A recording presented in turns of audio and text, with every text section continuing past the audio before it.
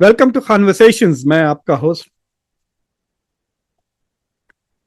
Welcome to conversations. मैं आपका host, आपका दोस्त मुख्तदर खान। और आज मैं आपसे एक नई डेवलपमेंट के बारे में बात करूंगा। आपने ऑलरेडी सुन चुका होगा कि जाते जाते हमारे जो सदर हैं, बड़े मियाँ जो बाइडेन ने डोनाल्ड ट्रंप की पीठ में छुरा भोंक दिया है। He has taken a step which is not good for the US, not good for world security, and certainly not good for Donald Trump's presidency। यानी उन्होंने जो कदम बढ़ाया है वो ना सिर्फ अमेरिका के लिए अच्छा नहीं है, बल्कि डिलिबरेट अटेम्प्ट है कि डोनाल्ड ट्रंप की जो मकासद है, जो गोल्स है, उसको उन्होंने अंडरमाइन करने की कोशिश की है। तो ये क्या चीज़ है मैं आपको अभी बताता हूँ, लेकिन उससे पहले कॉन्वर्सेशंस को सब्सक्राइब करें, वीडियो को लाइक करें, बेल आइकॉन जरूर दबाएं और इस वीडियो को बाद में दूसरों के साथ जरूर शेयर करें। तो कई महीनों, इनफैक्ट 1.5-2 साल की कोशिशों के बाद जेलेंस्की जो यूक्रेन के प्रेसिडेंट हैं, उन्होंने 1.5-2 साल से उन्होंने इल्तिजाएं की हैं जो बाइडेन से कि प्लीज प्लीज आप मुझे लॉन्ग रेंज मिसाइल्स दिए, लॉन्ग रेंज हथियार दें। और जो लॉन्ग रेंज हथियार है उनके पास ऑलरेडी, जो अमेरिका ने दी है, उसको रशिया को के टारगेट्स को डीप इनसाइड रशिया उनको मारने की इजाजत दे। तो अभी तक जो बाइडेन ने जो भी हथियार यूक्रेन को दे हैं उनके साथ कुछ ना कुछ रेस्ट्रिक्शन जरूर लगाए हैं कि आप ये शहरों पे नहीं मार सकते, हम आपको लॉन्ग रेंज मिसाइल्स नहीं देंगे बिकॉज आप सिर्फ वो रशियन फोर्सेस पे हमला करें जो यूक्रेन के अंदर है, लेकिन आप रशिया के अंदर जाकर हमला ना करें। लेकिन जब वो लंबे रेंज के मिसाइल्स फाइनली दिए पिछले समर में, तो कहा कि इनको सिर्फ क्राइमिया में इस्तेमाल कर सकते हैं और फिर मतलब यूक्रेन के अंदर ही लंबे फायर करें और वो यूक्रेन के अंदर ही करें। लेकिन अब यानी कल उन्होंने 1.5-2 साल की कोशिशों के बाद जाते जाते ये इजाजत दे दी कि आप हमारे जो लॉन्ग रेंज मिसाइल्स हैं उसे आप रशिया के अंदर भी उसको मार सकते हैं। यूक्रेन का कहना है कि अगर वो लॉन्ग रेंज मिसाइल्स यूज कर सकते हैं तो उससे वो रशिया के जो हथियार के स्टोरेजेस है, फ्यूल डंप्स है, सप्लाई चेन है, उसको वो तबाह कर सकती है। और रशिया का जो एयर डोमिनेशन है उसे भी वो खत्म कर सकती है बाय हिटिंग एयरपोर्ट्स जहाँ पे रशिया के प्लेन्स जहाँ से उड़ते हैं वो। तो पिछले साल यानी या 6-7 महीने पहले बर्तानिया ने अपनी मिसाइल, उसको क्या शैडो, स्टॉर्म शैडो कुछ कहते हैं, वो स्टॉर्म शैडो, और फ्रांस ने अपनी एक मिसाइल है स्काल्प कहकर, वो उन्होंने यूक्रेन को दे दी, लेकिन इजाजत नहीं दी इस्तेमाल करने के लिए इनटू रशिया। और कहा कि जब बाइडेन इजाजत दे देंगे कि आप लॉन्ग रेंज मिसाइल रशिया के अंदर मार सकते हैं, तो जब आप हमारे मिसाइल भी रशिया के अंदर मारिए, लेकिन जब तक बाइडेन की तरफ से इजाजत नहीं मिलेगी आप हमारे हथियार यूक्रेन के अंदर ही इस्तेमाल करें। तो अमेरिका ने अब इजाजत दे दी है। They are called ATACMS attack, उसका आर्मी टैक्टिकल मिसाइल सिस्टम। ये लॉन्ग रेंज मिसाइल्स अमेरिका ने दी हैं यूक्रेन को। वैसे उनको कह रहे हैं कि लॉन्ग रेंज, लेकिन उनका लॉन्ग रेंज सिर्फ 190 मील है, यानी 300 किलोमीटर की उतना रेंज है। तो अगर वो बॉर्डर से मारेंगे तो कितना डीप मारेंगे? रशिया दुनिया का सबसे बड़ा मुल्क है। So anyway, this is suppose to be an escalation of the war. लेकिन यूक्रेन कुर्स्क इलाके में ऑलरेडी रशिया के अंदर घुसा हुआ है। आप ये मैप देखें जिसमें मैं बता रहा हूँ, जो कुर्स्क का इलाका है दैट इज ऑलरेडी इनसाइड। तो यूक्रेन की फौजें रशिया के अंदर ऑलरेडी हैं, तो वो वहां से अगर मारें तो और डीपर मार सकते हैं इनटू रशिया।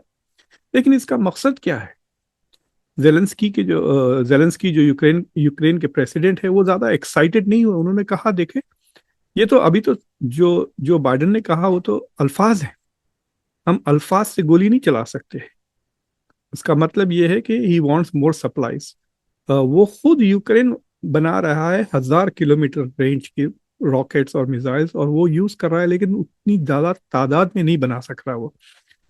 तो अब एनीवे अगर जो ATACMS जो भी है वो लॉन्ग रेंज अमरीकी मिसाइल, वो अगर यूक्रेन इस्तेमाल करता है, सोचिए मॉस्को के ऊपर,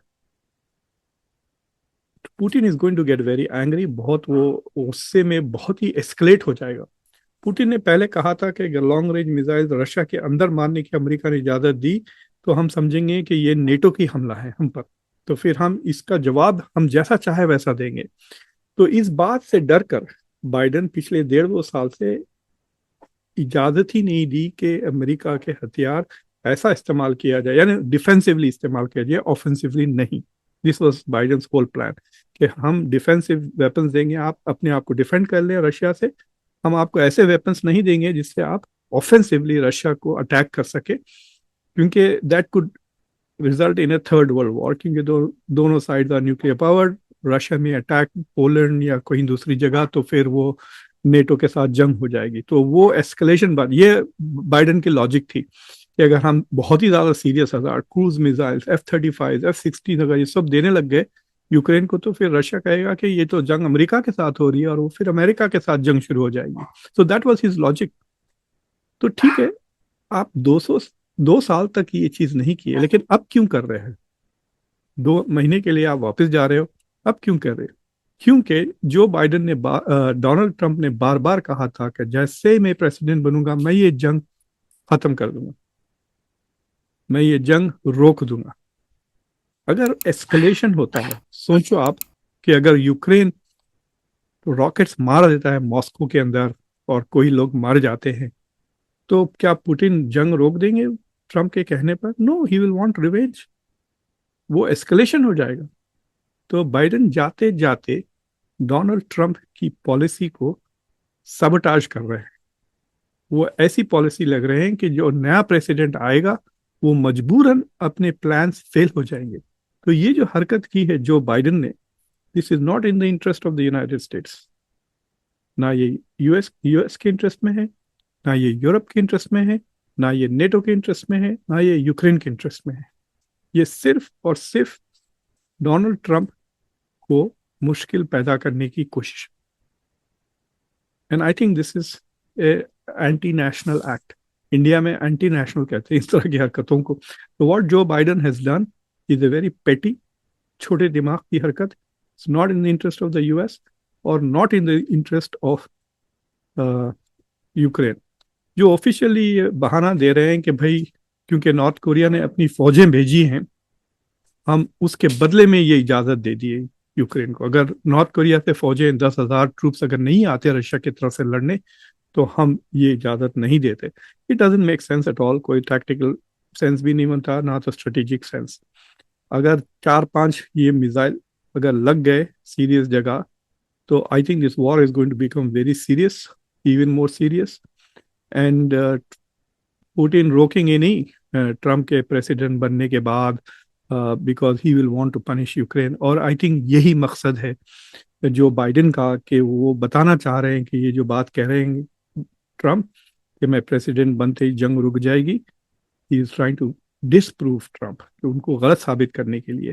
तो ये जो उन्होंने चाल चली है, ये सियासी पॉलिटिकल चाल है डोमेस्टिक पॉलिटिक्स की, ना कि सेंसिबल या कहिए कि स्मार्ट स्ट्रेटेजिक मूव यूक्रेन के हित में।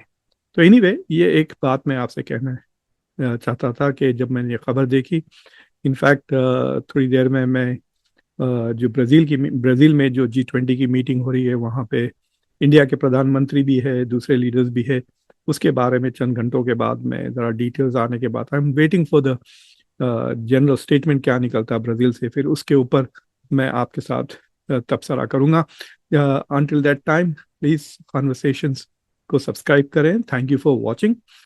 इस वीडियो को लाइक करें, बेल आइकॉन ज़रूर दबाएं और इस वीडियो को दूसरों के साथ ज़रूर शेयर करें। अंटिल नेक्स्ट टाइम, मैं आपका होस्ट, आपका दोस्त मुख्तदर खान। Take care.